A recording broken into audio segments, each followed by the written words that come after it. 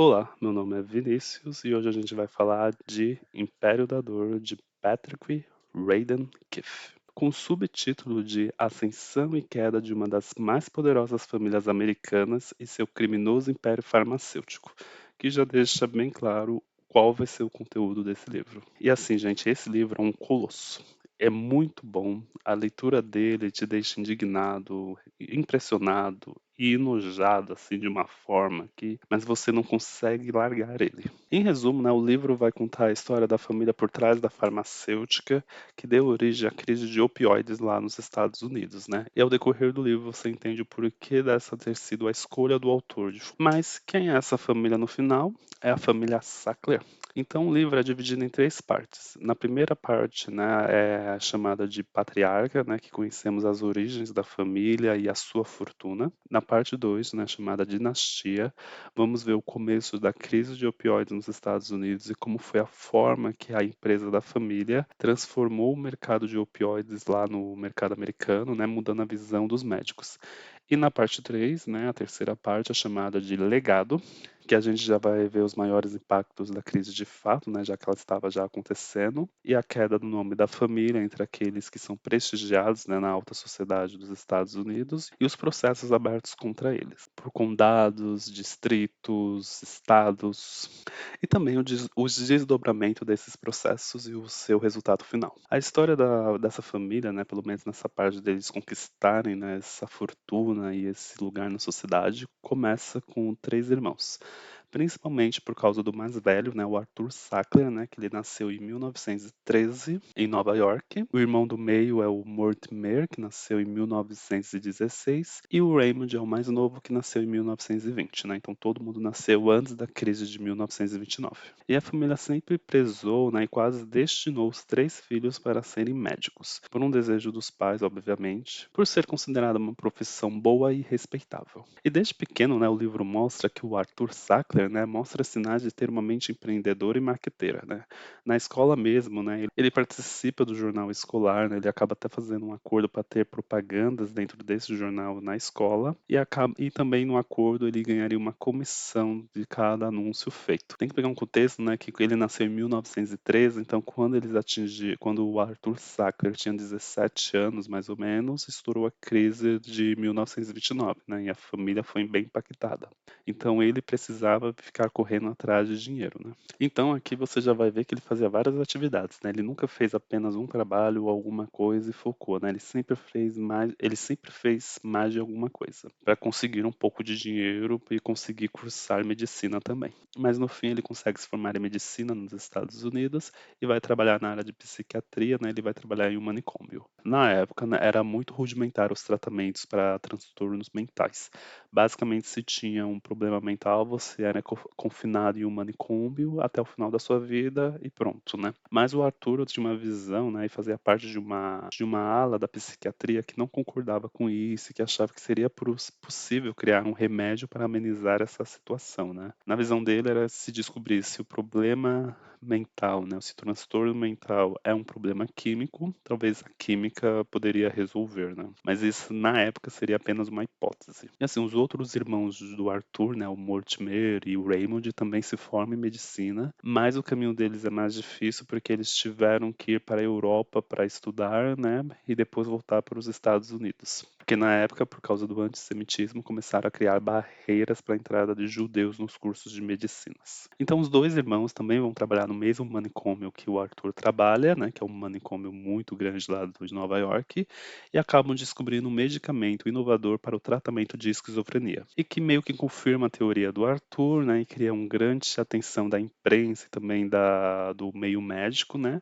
porque é uma grande revelação, né, que seria possível ter um remédio para ajudar a curar as pessoas com transtornos mentais, porque se o problema está na química cerebral, a química poderia resolver, né. E esse medicamento parece que não teve nada de errado, né, ele conseguia fazer as pessoas com esquizofrenia sair do confinamento do manicômio e viver uma vida próxima do normal. Mas voltando aqui a focar um pouco na vida do Arthur, né, ele tinha várias vidas basicamente, né? Desde pequeno ele nunca se contentou em fazer apenas uma coisa. Ele abriu uma empresa nova sempre que tinha uma ideia e foi assim, né, que ele também começou a construir o seu império, mas essas empresas acabavam criando conflitos de interesses entre elas. Porque, por exemplo, ele tinha uma agência de marketing voltada para a área médica, mas também tinha uma farmacêutica e também tinha uma revista médica de divulgação científica. E por aí vai, né? E ele sempre fez manobras que essas empresas ele não destacasse o nome dele especificamente por causa das empresas, né? Ele sempre deixava a atuação dele mais escondida, justamente para dificultar que outras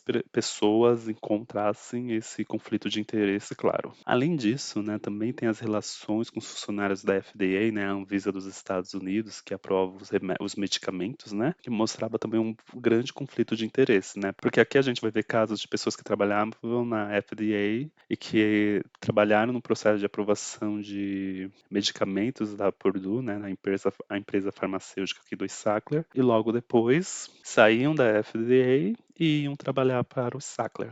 Um claro conflito de interesse, e isso já vão ser as bases da construção do Império Sackler nos Estados Unidos. E ele também inovou nessa questão de marketing para médicos, né, marketing de farmacêutico, porque ele fazia um marketing agressivo, instigante para os seus clientes na agência de publicidade que ele possuía. E aqui tem uma parte que fica até engraçado, né, a hipocrisia do Arthur e do método de divulgação que ele criou, né? Porque quando ele era questionado se o que ele fazia não era publicidade, ele respondia que era apenas divulgação científica para que os médicos soubessem dos novos medicamentos que estavam sendo lançados, né? Dizendo assim que os médicos não são manipuláveis, são praticamente outro nível de pessoas. E esse nível de argumentação, né, vai ter as suas variáveis, mas vai se repetir ao decorrer de todo o livro pela família Sackler, porque obviamente é uma mentira, né? Porque se fosse apenas uma divulgação científica e os médicos não conseguissem ser manipulados pela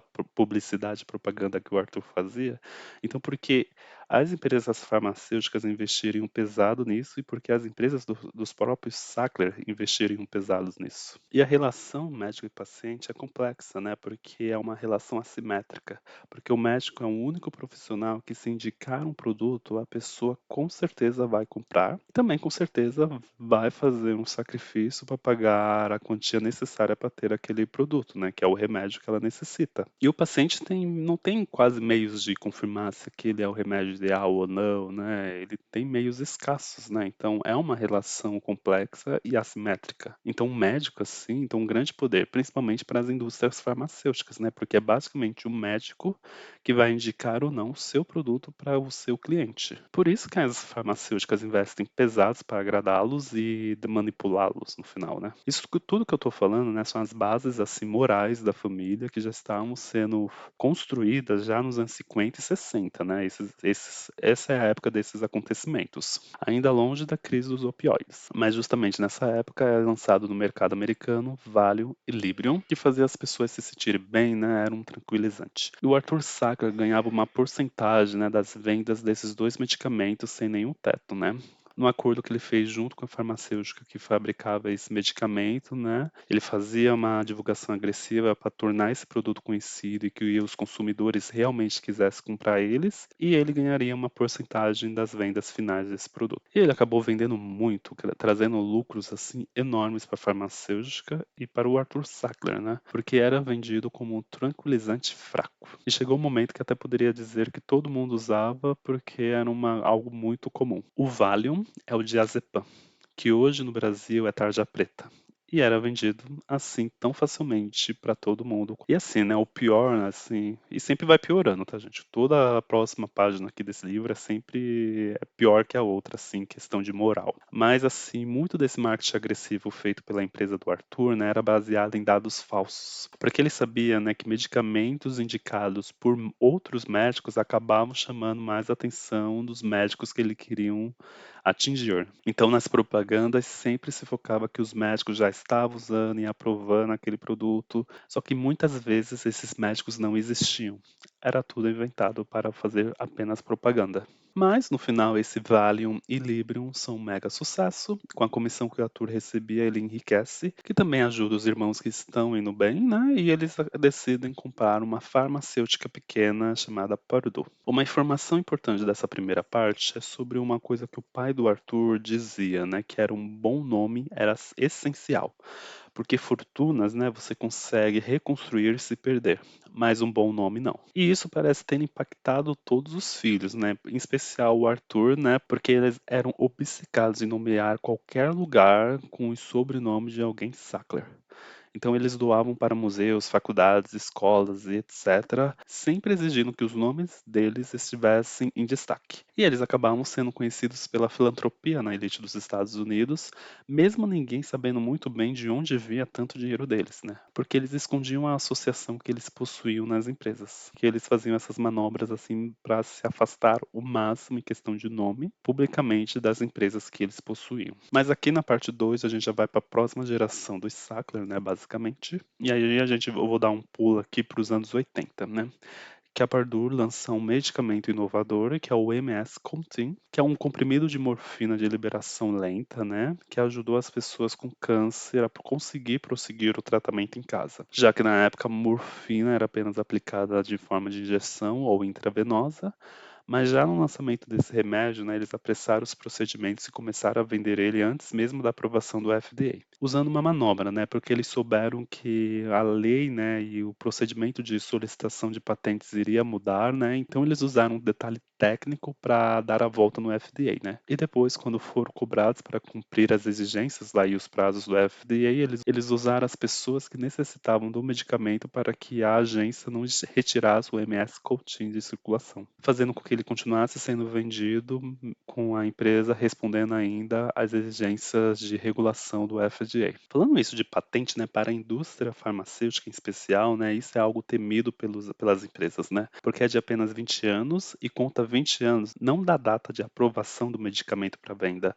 mas do pedido do registro da patente, né? Então as empresas têm de fato menos de 20 anos para faturar e recuperar os custos de pesquisa daquele medicamento. E não só daquele medicamento que deu certo, né? Mas também os custos de pesquisa dos medicamentos que acabaram não dando certo, né? Então não é de se admirar que a família Sackler odiava os genéricos publicamente. O MS Coutinho foi um sucesso, né? Gerou um faturamento inédito para a empresa, né? Mais de 170 milhões de dólares por ano, isso nos anos 80. E já nessa época do MS Coutinho já começou a aparecer sinais que ele viciava. Mas assim, né, ele não foi o grande causador da crise de opioides lá nos Estados Unidos, mesmo ele sendo um opioide. A resposta da empresa da família Sackler pelo vício, em geral pelo seu comprimido em morfina, é que não acontecia com os pacientes que realmente precisavam usar o remédio para a dor. E variações desse argumento irão aparecer diversas vezes durante o livro, justamente no sucessor do MS Coutinho, que foi lançado no mercado e ele que gerou a crise dos opioides. Aí depois desse grande sucesso, né, a Purdue faturou bastante, né, a família Sackler, né, ficou ainda mais rica. Só que depois dessa grande bonança inicial, né, a empresa já estava correndo contra o tempo para lançar um outro opioide no mercado, né, também usando esse sistema de liberação lenta. E eles chegaram na oxicodona, né, um primo da morfina e heroína, mas muito mais potente que a morfina. E fica com essa informação assim que o oxicodona é mais forte que a morfina guardada. Mas antes de avançar mais para outro medicamento, é importante também saber um pouco da história dos opioides na humanidade, né? E é uma história bem longa, né? Ela vem desde os tempos antigos, desde a antiguidade. A origem deles é basicamente na planta da papoula, que tem propriedades medicinais e é essa planta que dá origem ao ópio. E assim, o ópio foi descoberto desde a antiguidade que se você beber ele, você fica mais leve, você tem sono. E a potência do ópio é tão grande que a pessoa fica como refém, não só ela, como toda a sociedade. Inclusive, o Império Britânico, para abrir o mercado da China para o lucrativo comércio de ópio, fez duas guerras sangrentas contra eles. Uma guerra para simplesmente viciar chineses em ópio para o Império Britânico faturar. E no início do século XIX, né, sintetizaram uma substância dessa planta, da papoula, né, e do ópio em laboratório, e que foi batizada de morfina. A morfina foi usada amplamente na Guerra Civil Americana, né, e que depois, como consequência, gerou vários viciados. E anos depois, né, quase no fim do século XIX, foi lançado um novo medicamento inovador no mercado, né, por uma empresa alemã, que seria uma opção mais segura que a morfina, né, a heroína. Só que era mentira, obviamente, e a heroína, na verdade, é 6 vezes mais forte que a morfina. Se eu não me engano, a empresa alemã que lançou esse produto foi a Bayer. Mas agora, saindo dessa pequena história do ópio e dos opioides, vamos voltar à oxicodona. A Pardur lança no mercado o Oxycontin, que é um medicamento com base em oxicodona com liberação lenta. E simplesmente mente, que seria um produto mais leve com MC-Cotin, que é a base de morfina, e como que vocês lembram, oxicodona é mais forte que a morfina, não mais fraca. E você percebe como as coisas se repetem, né?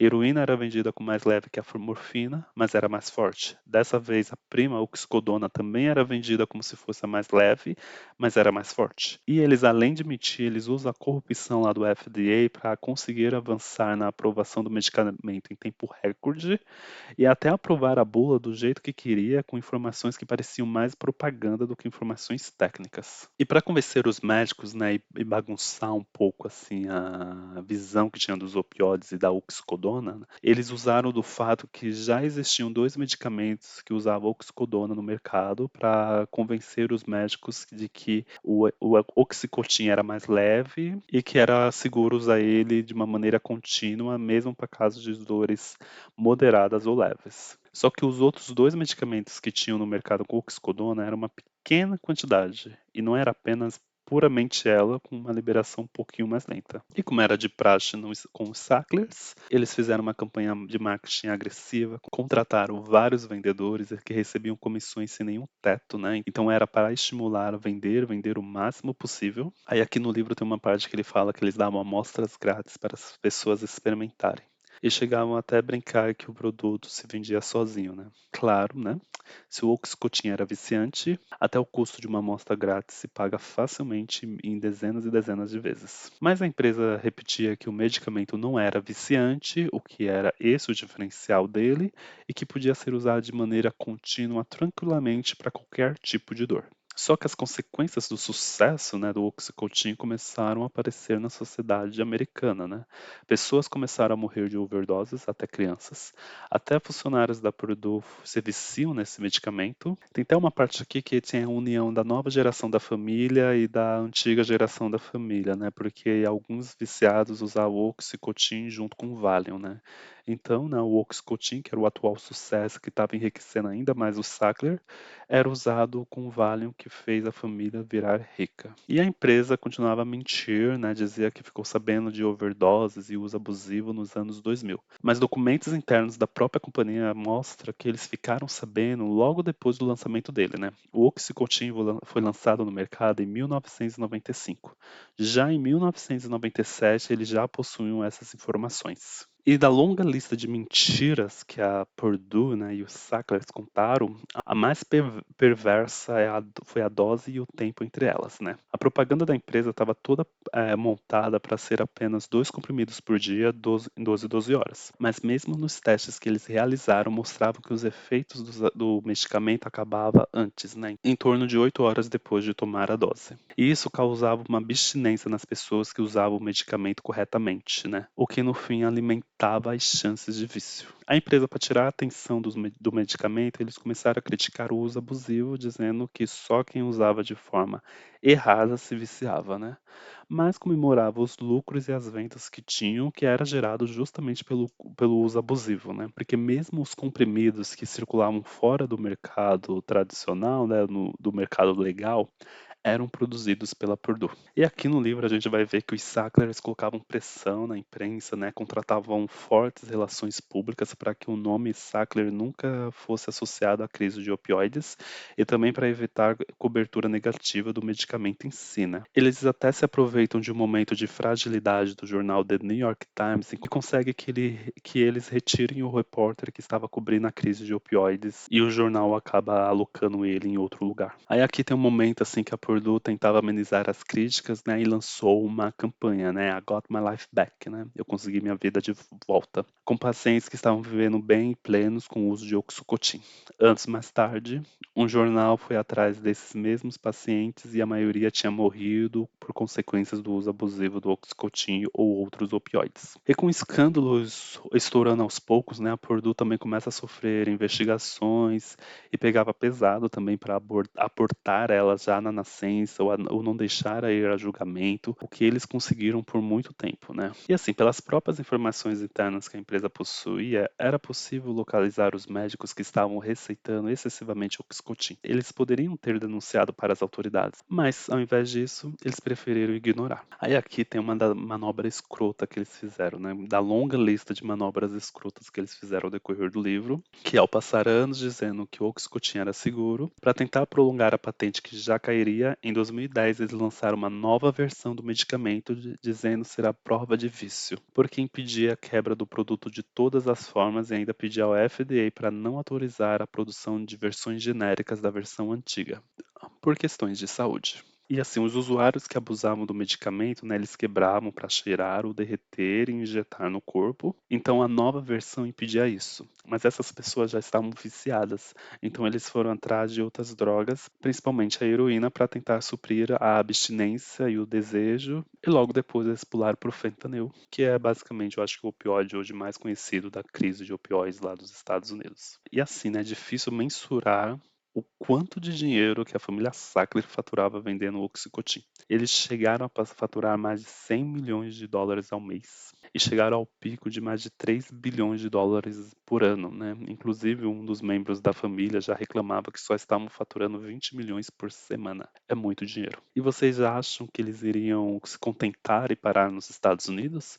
Uma vez suprido o mercado interno, a empresa foi atrás dos outros países, né? Principalmente a América Latina e a China, né? Que nos anos 2000 estava passando pela ascensão da classe média, né? Com o avanço da crise, né, o CDC, o Centro de Controle de Doenças dos Estados Unidos, soltaram uma diretriz não obrigatória que dizia que os opioides não deveriam ser a primeira opção de terapia. Isso, assim, sob forte pressão dos Sacklers, e ainda na mesma época que tentaram aprovar para que o Oxycontin fosse usado para crianças, porque desgraçar a vida dos outros não tem limites. Mas aí a crise já estava estourando, né, e alguns membros da família Sackler já começaram a tentar se afastar dela, né. Os herdeiros diretos do Arthur, né, diziam que ele morreu antes do lançamento do Oxycontin, né. Só o que esses herdeiros não diziam é que a estrutura, o marketing, todas as ferramentas usadas na divulgação do Oxycontin foi criado pelo Arthur Sackler. E também aqui no livro a gente vai ter a pressão da indústria para liberar a entrada de matéria-prima dos opioides nos Estados Unidos, que antes era mais controlado, e que os Sacklers eram donos de uma farmacêutica que produzia opioides genéricos, mesmo que oficialmente os Sacklers se dizessem contra os genéricos. Eles aproveitavam e produziam o original e o genérico também. Aí chega finalmente, né, no final da década passada, né, chega o momento que a associação dos Sacklers com a crise dos opioides é finalmente divulgada pesadamente pela imprensa. E isso incomoda muito a família Sackler, né, que sempre quis manter seu nome distante dos negócios. Tem membro da família que era conhecido por documentários com crítica social, que inclusive fez sobre a superlotação dos presídios. E tem uma que, sem noção, né, que no meio do escrutínio público lançou uma marca de moda em um desfile chegou a chamar para assistir a Courtney Love, né, a ex-esposa do Kurt Cobain, que era viciado em heroína e ela mesma já tinha lutado contra o vício justamente do Oxycontin. E assim, gente, a vida real, os mocinhos não ganham no final, né, e os Sacklers saem por cima.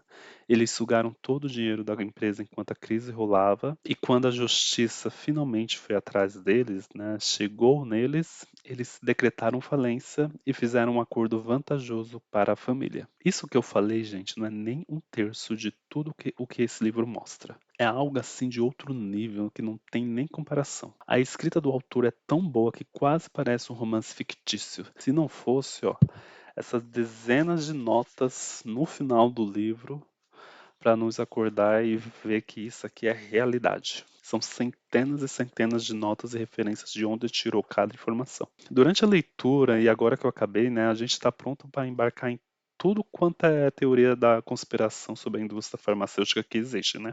Porque tem tantos absurdos nesse livro, né, que é até difícil processar. Mas é bom lembrar que a Purdue conseguiu se safar por tanto tempo foi porque era uma empresa familiar, capital fechado. Então não tinha que responder para ninguém de fora da família, ao contrário de outras grandes indústrias que têm ações em bolsa ou outros investidores. Na Purdue, né, quem mandava era apenas os Sacklers, então eles não precisavam responder para ninguém mais. E esse livro também pode ser visto como uma denúncia de como a corrupção afeta nossas vidas. E temos que fortalecer as agências reguladoras para tentar evitar esse tipo de pressões apenas visando o lucro, principalmente uma indústria tão sensível como a farmacêutica. Como eu falei, o Oxycontin chegou a faturar, né, 3 bilhões de dólares durante um ano. Isso assim é uma dimensão de dinheiro muito difícil de mensurar, assim. Isso tudo resultado de apenas um medicamento. E durante o livro a gente também tem ideia do poder de fogo assim da empresa e da família, né? Porque eles contratam sempre vários advogados. Se eles têm um processo em algum condado, ele vai contratar um advogado também daquele condado, da região, para fazer parte da equipe deles. Eles também contratam várias relações públicas. Então eles têm uma rede assim de contatos enormes e que também fazem lobby para corromper as agências reguladoras, né?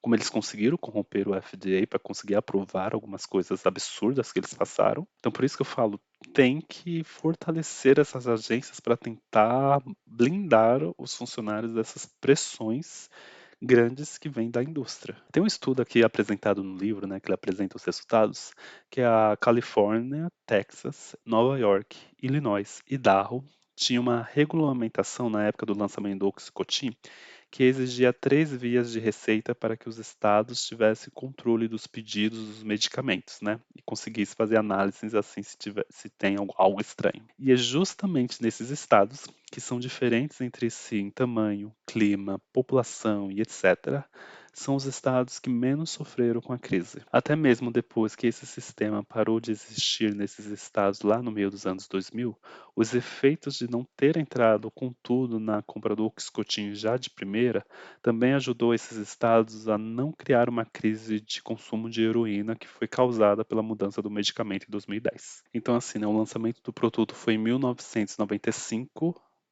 quase 20 anos depois, só de ter uma regulamentação diferente, esses estados tiveram a média de casos bem abaixo do resto do país. Aí aqui tem sempre algumas teorias, né, que um dos motivos da crise dos opioides não ter chegado no Brasil, né, foi que primeiro somos pobres, né, e os opioides são medicamentos caros. Eu só dei uma pesquisadinha aqui, né, o Oxycontin ainda tem algumas farmácias. A Mundipharma também, que era da família Sackler, né, vendia esses medicamentos aqui no Brasil e suspendeu as vendas no final de dezembro de 2024. Aqui no Brasil, não sei em relação aos outros países como está. No site da empresa aqui do Brasil diz isso. Eu acho que eu encontrei aqui online na Drogaria São Paulo e uma caixa com 14 comprimidos custa quase R$ 200.